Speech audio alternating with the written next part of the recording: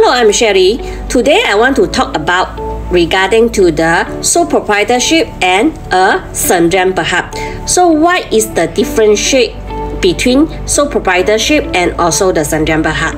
A lot of people thought that sole proprietorship is cheaper and easier way in the long run.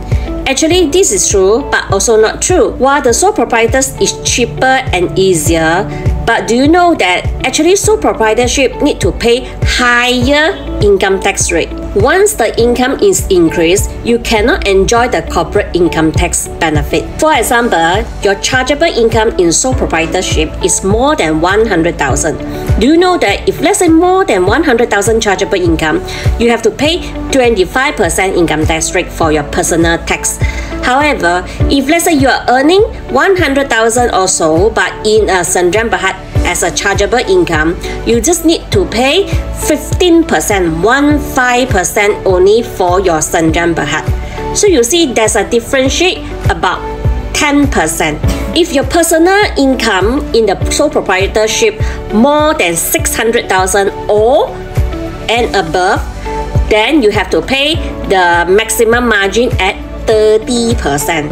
However, in Sdn Bhd, right, the maximum margin tax is only 24%. So you see the differentiate now. The second different thing is for Sdn Bhd, right, it's only limited to company asset. However, if let's say you put all your asset under the sole proprietorship, right, if anything happen, personal asset will be liable for the business loss or lawsuit. Actually, I have few sole proprietor entrepreneur. They like to put their personal asset into the company account. It's good to trigger the capital allowance, but in the same time, there's a risk also. For example, if let's say you put your personal house into a sole proprietorship account as a company fixed asset, if anything happen to your business loss, right, or business debts, then you need to sell your house in order to clear all these business debts. Is this worth? And a lot of sole proprietor, they also underestimate the risk of losing the personal asset like car, house, and other belonging. Number 3, there's a tax structures and also the corporate benefit. For example, in a sole proprietorship, if let's say you pay yourself for the salary, EPF SOXO, all these EPF SOXO and salary, right, and at the end of the day, you need to add back to your non-allowed expenses because this is also considered part of your expenses.